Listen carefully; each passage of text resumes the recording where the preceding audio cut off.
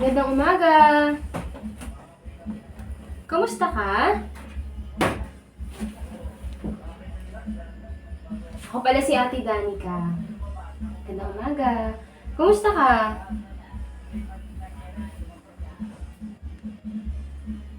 Alam mo, mahilig ako mag-drawing. Nilalabas ko sa drawing yung mga nararamdaman ko, pag masaya, pag malungkot. Dinadrawing ko na lahat ng nararamdaman ko. Ikaw ba? Ano bang hobby mo? Ano yung mga ginagawa mo para maging masaya ka? Lalaro ng volleyball. Naglalaro ka ng volleyball. Alam mo, dati, nung high school ako, natatandaan ko, magaling ako mag-volleyball eh. Pero ngayon, hindi na ako masyado naglalaro kasi, alam mo na, sumasakit na yung tuhod ko. Ang pala pangalan mo? Ange po. Ikaw si Ange. Ilan taon ka na, Ange? 16. 16 years old. Nag-aaral ka pa ba? Hindi na po. Kaya nag-aaral? Kakapunto ko lang po ngayon. So, anong grade ka na ngayon? Grade 9. Grade 9. Pwede ko ba malaman ba't ka huminto ng pag-aaral? 3 months na po akong buntis. 3 months ka ng buntis. Alam ba ng parents mo yan? Hindi po. Sino kasama mo sa bahay? Lola ko lang po. Lola mo lang? Sino yung mama at papa mo? Nagtatrabaho po. So you mean na pareho silang nasa ibang bansa? Opo. Naku. Wala ka bang balak sabihin sa kanila na buntis ka? Meron po kaso natatakot ako. Minsan po naiisip ko, gusto ko na lang po ipalaglag to. Tingin mo ba pag pinalaglag mo yan, magiging masaya ka? Magiging masaya ka ba? Pag pinalaglag mo yan? Hindi po. Pero hindi ko na po alam yung gagawin ko ngayon. Alam mo, ang mas mabuting magandang gawin ngayon, tawagan mo yung mama at papa mo, makipag-usap ka, sabihin mo sa kanila yung totoo. For sure, matatanggap din nila yan. Alam mo ba na masama ang pumatay ng bata? Opo. Magiging anak mo yan. Ayaw mo ba na kapag isininang yung anak mo, andyan ka sa tabi niya? Pero di ko po alam kung paano ko sasabihin sa kanila. Siyempre, sa una, masakit talaga yan. Magugulat yung mga magulang mo kung bakit ka nabuntis. Kasi sa edad mong 16 years old, nabuntis ka na, di ba?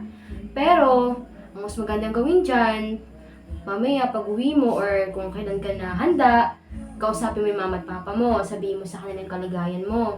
Kasi at the end of the day, at the end of the kahit anumang problema, yung mga magulang natin, sila lang yung nandyan para sa atin, para alalayan tayo sa anumang problema. Naiintindihan mo ba ako, Iha? Huwag na huwag mo ipapalaglag yung bata, okay? Pero may problema po ako eh. Okay, ano pa problema mo bukod sa buntis ka? Alam po kasi ni Lola na buntis ako, pinaalis ako sa bahay.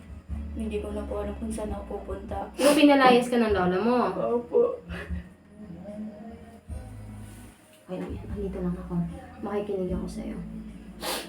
Andito ka. Makikinig ako sa'yo, okay? Saan ka ngayon tumutuloy? So, kabarkada ko po. Saan nakabuntis ba yan sa'yo? Hindi po, iniwan niya po ako. Pero hindi alam ng nakabuntis sa'yo na buntis ka? Opo. Oh my gosh. Wala ka bang balak umuwi sa inyo? Para ayusin yung gusto na nangyari sa inyo ng lola mo? Nahihiya po.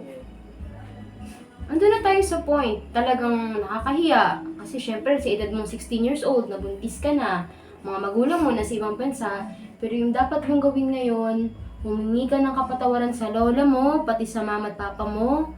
Magsisi ka sa mga kasalanan ginawa mo. Pwede naman pagkatapos mong mga anak, mag-aral ka ulit para mabigyan mo ng magandang kinabukasan yung anak mo. Di ba mas maganda pag nakatapos ka ng pag-aaral? Hindi ko po alam kung paano sasabihin kila mama at papa eh.